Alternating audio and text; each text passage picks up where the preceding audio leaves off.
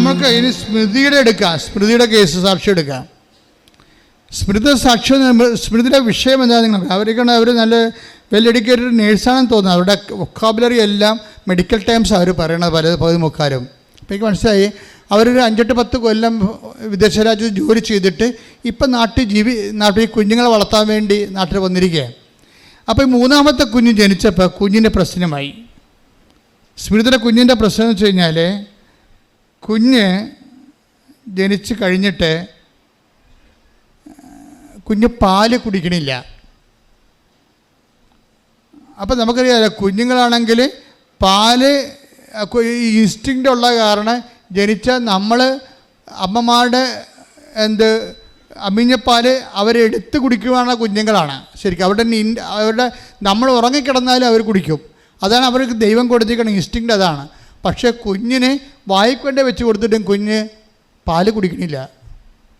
പാല് കുടിക്കാമെന്നപ്പോൾ അത് ഭയങ്കര, പക്ഷേ എന്താണെന്ന് മനസ്സാകണില്ല. എന്തുകൊണ്ട് കുഞ്ഞ് പാല് കുടിക്കണില്ലെന്ന് മനസ്സാകണില്ല. കൊച്ച് വളരുന്നുണ്ട്, പക്ഷേ തൂക്കക്കുറവാണ്, ഭയങ്കര തൂക്കക്കുറവാണ്. അപ്പോഴേ തൂക്കക്കുറവാണെന്ന് വെച്ചാൽ അങ്ങനെ വന്ന് പിന്നെ വളർച്ച മുരടിച്ച് ചിലപ്പോൾ മരിച്ചും പോവുകയും. അപ്പോൾ എന്താണെന്ന് ഇത് ടെസ്റ്റ് ചെയ്ത് 1.5 കൊല്ലം കഴിഞ്ഞപ്പോഴാണ് കണ്ടുപിടിച്ചത് എന്തുകൊണ്ടാണ് പാല് കുടിക്കാത്തത്. അപ്പോൾ CMB എന്ന് പറഞ്ഞൊരു അസുഖമാണ്, പ്രോട്ടീൻ അലർജിയാണ് കൊച്ചിന്. പ്രോട്ടീൻ സക്ക് ചെയ്യത്തില്ല. ഈ പാലിൻ്റെ അകത്ത് പ്രോട്ടീനുള്ള കാരണം അത് അലർജിയാണ്, കൊച്ച് റിജക്റ്റ് ചെയ്യും.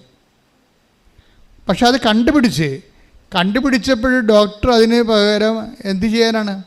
പാല് സാധാരണ കുഞ്ഞുങ്ങൾ വന്ന് നമ്മുടെ അടുത്ത് പാല് കുടിക്കത്തില്ലേ, പക്ഷെ കുഞ്ഞ് വരണമില്ല, കൊടുത്തിട്ടും കുടിക്കണില്ല. അപ്പോൾ വേറെ ഫോർമുല മിൽക്ക് കൊടുത്ത്, ഫോർമുല ഈ പാലിൻ്റെ അകത്തുള്ള കണ്ടൻസൊക്കെ വെച്ചിട്ടുണ്ട് എക്സ്ട്രാ ആയിട്ട് നമ്മൾ എക്സ്റ്റേണൽ ഫീഡിങ് നടത്തി. അത് കൊച്ച് തട്ടി കളയാണ്. അപ്പോൾ ഇവരാണെങ്കിൽ ഭയങ്കര ധർമ്മസങ്കടത്തിൽ, അവർക്ക് ഭക്ഷണം കഴിക്കാൻ പറ്റുന്നില്ല, കുഞ്ഞ് ഭക്ഷണം കഴിക്കണില്ല, കുഞ്ഞ് നേർത്ത് നിരണ്ട് വരണേ, ഭയങ്കര സങ്കടമാണ്. ഇതിന് ട്രീറ്റ്മെൻറ്റും ഇല്ല ശരിക്കും. പിന്നെ എന്താ വെച്ച് കഴിഞ്ഞാൽ വേറെ ഒരു പൊടി വാങ്ങിച്ച് കൊടുക്കാൻ ഡോക്ടർ പറഞ്ഞു. അതിൻ്റെ എന്നാ പൊടി?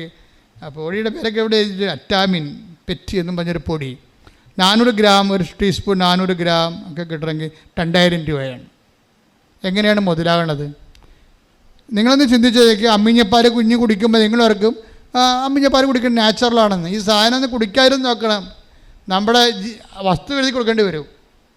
അറ്റാമിന് പറ്റിക്ക് ഗ്രാമിന് 400 ഗ്രാമിന് 2000 രൂപ. അത് 2000 രൂപ അവിടെ നിന്നൊക്കെ കൊച്ചു കുടിക്കുക, കാശും പോണ്, കൊച്ചു കുടിക്കണില്ല, കൊച്ചു തുപ്പിക്കളയും. വൊമിറ്റിംഗ് എന്ന് പറഞ്ഞാൽ ഭയങ്കര എന്ത് പ്രോട്ടീൻ കണ്ടൻറ്റ് എന്ത് എന്നാലും കൊച്ചു ഓക്കാനിച്ച് തുപ്പി ഛർദ്ദിച്ച് സ്വരം ഉണ്ടാക്കി ബഹളം ഉണ്ടാക്കി വയലൻ്റായിട്ട് പിടിച്ച് മറിച്ച് താഴെയിടും. കൊച്ചിന് ഈ പാല് കുടിപ്പിക്കുന്നത് ഒരു ഭയങ്കര ജീവൻ മരണ പോരാട്ട വിഷയമായി. അപ്പോൾ എനിക്ക് മനസ്സിലായില്ല അമ്മ എന്തുമാത്രം വിഷമിക്കുന്നതെന്ന് മനസ്സിലായില്ലേ. അവസാനം ഈ അറ്റാമിൻ പറ്റിയെന്ന് പറഞ്ഞ മരുന്ന് പ്രോട്ടീൻ മരുന്ന് കണ്ടൻറ്റ് കൊച്ചിന് കൊടുക്കണത് ഈ അവർക്ക് വിറഞ്ഞിട്ട് 2 വയസ്സായപ്പം അവർ മടുത്ത് ഈ കൊച്ചിനെ കൊണ്ട് അത്രയ്ക്ക് കൊച്ചിനെ ഓടിക്കളയും. കൊച്ച് എന്തെങ്കിലും കൊടുക്കണമെന്ന് കേൾക്കുമ്പോൾ തന്നെ പേടിച്ചിട്ട് അവസാനം ഇവർ കസേര ഇരുന്ന് അവിടെ മുട്ട് കൊണ്ട് കുഞ്ഞിൻ്റെ കഴുത്ത് ഞെക്കി പിടിക്കും. നിങ്ങളൊക്കെ കുറേ അങ്ങനെ നമ്മുടെ അമ്മമാരെ കുറേ കഷ്ടപ്പെട്ടിട്ടുള്ളതാണ് നമ്മൾ വളർത്താൻ വേണ്ടി അല്ലേ. ഞെക്കി പിടിച്ചിട്ട് എന്ത് ചെയ്യുക, വാ പൊളിക്കും, എന്നിട്ട് കുഴൽ അണ്ണാക്കിലോട്ട് കുത്തിക്കയറ്റും. അപ്പോൾ അവൻ കാല് കൊണ്ട് കൈയും കാലും കൈ കണ്ട് മോന്തക്കിട്ട് അടിക്കും, കാല് കൊണ്ട് ചവിട്ടും. അവസാനം കുഞ്ഞ് പലപ്പോഴും ഇത് അവസാനം നിവൃത്തിയില്ല വരുമ്പോൾ അമ്മ കുഞ്ഞിനെ കൈവിട്ട് കളയും. അത് മൂഞ്ഞയും കുത്തിപ്പോയി നിരത്തടിച്ച് വീഴും. എന്നിട്ട് അമ്മയ്ക്ക് സങ്കടം വരും, കാര്യം അവർക്ക് വിറഞ്ഞിട്ടാണ് ഇത് കൊച്ചിനെ. അപ്പം അത്രയും പങ്കപ്പാടായി. ഇതിനി ജീവിതം തീർന്നെന്നുള്ള അവസ്ഥയിലാണ്. ഇതുമായിട്ട് ഉറങ്ങുമ്പോഴും പേടിയാണ്, എഴുന്നേക്കുമ്പോഴും പേടിയാണ്. ഇനി എന്തൊക്കെയാണ് ഇന്ന് നടക്കണമെന്ന് വിചാരിച്ചുകൊണ്ട് പേടിയാണ്. അപ്പോൾ ഇങ്ങനെ അപ്പോൾ ഇവർ ഒത്തിരി കഷ്ടപ്പെടുന്നുണ്ട് ഈ അമ്മ ഈ കുഞ്ഞിനൊന്ന് ഫീഡ് ചെയ്യാൻ വേണ്ടി. അപ്പോൾ ഡോക്ടറോട് ചോദിക്കുമ്പോൾ ഡോക്ടർ പറയും നിങ്ങളൊന്ന് തഞ്ചത്തി കൊടുത്താൽ മതി എന്ന് പറയും.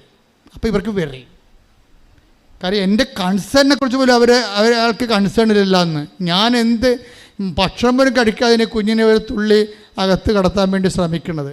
അപ്പോൾ എൻ്റെ ഒരു കുഴപ്പമായിട്ട് ഡോക്ടർ കൈയൊഴിയുകയാണ് ശരിക്കണത്. എൻ്റെ മക്കളെ, ഇത് ജീവിതമാണ്. എല്ലാവരെയും നമ്മളെ കൈവീഴും. അപ്പോൾ ക്രിസ്തു നിങ്ങളെ രൂപപ്പെടുന്നതിൻ്റെ ഒരു ലക്ഷണമാണ് നിങ്ങളെല്ലാവരും എന്നെ കൈവഴിയും തന്താങ്ങളുടെ വഴിക്ക് പോകുമെന്ന് പറഞ്ഞില്ല. ടെക് ദവിടെ ശ്രദ്ധിക്കട്ടെ. Hallelujah hallelujah hallelujah hallelujah hallelujah. യേശുവേ നന്ദി നന്ദി നന്ദി. Hallelujah hallelujah hallelujah hallelujah hallelujah hallelujah. യേശുവേ സ്തുതി. ഹല്ലേലൂയ. യോഹന്നാൻ 16:32. യോഹന്നാൻ 16:32. എന്നാൽ നിങ്ങൾ ഓരോരുത്തരും പറഞ്ഞേ, എന്നാൽ നിങ്ങൾ ഓരോരുത്തരും താന്താങ്ങളുടെ വഴിക്ക് ചിതറിക്കപ്പെടുകയും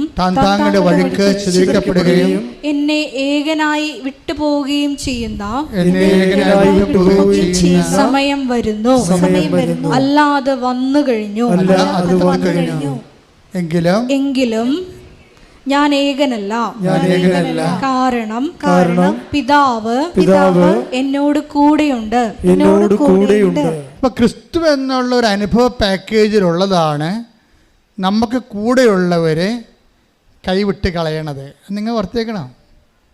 പക്ഷേ ക്രിസ്തു നിങ്ങൾ രൂപപ്പെട്ട് വരുമ്പോൾ നമുക്കറിയാൻ പറ്റും, അതിൻ്റെ മണം വരും. എന്താണ്? കൂടെയുള്ളവർ നമ്മുടെ സെക്യൂരിറ്റി ആയിട്ട് നമ്മൾ കണ്ടുവച്ചിരിക്കുന്ന ആൾക്കാർ പതുക്കെ പതുക്കെ നമ്മളെ കൈവഴിയും. അപ്പം നിങ്ങൾ സന്തോഷിക്കണം. എന്താ കാര്യം? അപ്പോൾ നിങ്ങൾ ആഹ്ലാദിച്ചുല്ലസിക്കുവിൻ.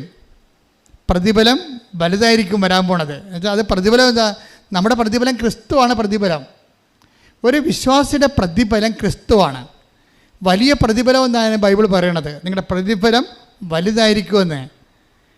അപ്പോൾ ദൈവരാജ്യത്തിലെ ഒരു വ്യക്തിക്കുണ്ടാവുന്ന ഏറ്റവും വലിയ പ്രതിഫലം ക്രിസ്തുവാണ്.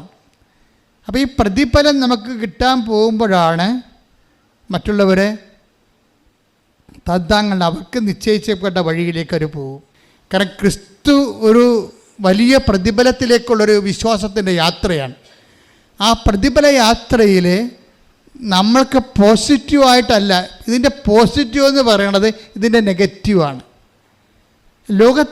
ലോകത്തിൽ പോസിറ്റീവാണ്. പക്ഷേ ആധ്യാത്മികതയിൽ പോസിറ്റീവ് എന്ന് പറയുന്നത് നെഗറ്റീവാണ്. എന്നുവെച്ചാൽ നമ്മുടെ അനുഭവങ്ങളാണ്. പറഞ്ഞില്ല, നിങ്ങളെല്ലാവരും എന്നെ ഉപേക്ഷിച്ച് താന്താങ്ങളുടെ വഴിക്ക് പോകും. പക്ഷെ എന്നിട്ട് പറയും ഞാൻ ഏകനല്ല, പിന്നെന്താണ്? പിതാവ്. അതാണ് ക്രിസ്തുവിന് കുരിശായി പോയത്. ക്രിസ്തുവിൻ്റെ ഏറ്റവും വലിയ കുരിശ് അതാണ്, ആ ഒരു വാക്കാണ്. എന്ന് വെച്ച് കഴിഞ്ഞാൽ പിതാവ് കൂടെയുണ്ടെന്ന്. അപ്പം പിതാവ് കൂടെ ഉണ്ടെങ്കിൽ ഏത് റോമാക്കാരായാലും ഏത് കുരിശുമരണമായാലും ചമ്മട്ടിയായാലും ക്രിസ്തുവിന് ഏക്കത്തില്ലെന്ന് പിതാവിനറിയാം. അപ്പോൾ പീഡാസഹനങ്ങളിൽ വെള്ളം ചേർക്കപ്പെടുമെന്നുള്ള ഉറപ്പാണ്. പീഡാസഹനം പൂർത്തിയാകത്തില്ലെന്ന് ഉറപ്പാണ്. എന്താ കാര്യം? പിതാവ് ഉണ്ടെങ്കിൽ നമ്മുടെ ഏറ്റവും പ്രിയപ്പെട്ട ആൾ നമ്മുടെ കൂടെ നിൽക്കണം എന്നുണ്ടെങ്കിൽ നമുക്കൊരു ജയിലല്ല, ആണോ? അത് പിതാവ് കേട്ട് പിതാവിനറിയാം.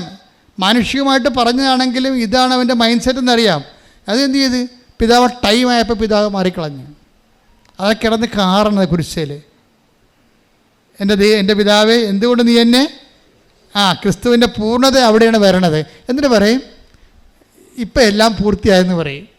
ഇത് അക്കംപ്ലിഷ്ഡ് എന്ന് പറയും. എല്ലാം പൂർത്തിയായ പിതാവ് കൂടി മാറിയാൽ മാത്രമേ ക്രിസ്തു പൂർണ്ണനകത്തുള്ളൂ. ഈ പൂർണ്ണതയിലേക്കാണ് നമ്മൾ ക്ഷണിക്കപ്പെട്ടിരിക്കുന്നത്. മനസ്സിലായേ? അപ്പോൾ ആരെങ്കിലും എന്തെങ്കിലും സംഭവിച്ചാൽ അത് നെഗറ്റീവാണ് സംഭവിക്കണമെങ്കിൽ അത് പോസിറ്റീവായിട്ട് കരുതണം. എന്താ കാര്യം? നമ്മൾ ക്രിസ്തുവിലേക്ക് വളരുകയും ക്രിസ്തു നമ്മൾ പൂർണ്ണത പ്രാപിക്കുകയും ചെയ്യുകയാണ്. കൈയടിച്ച് ശ്രദ്ധിക്കട്ടെ. Hallelujah hallelujah hallelujah.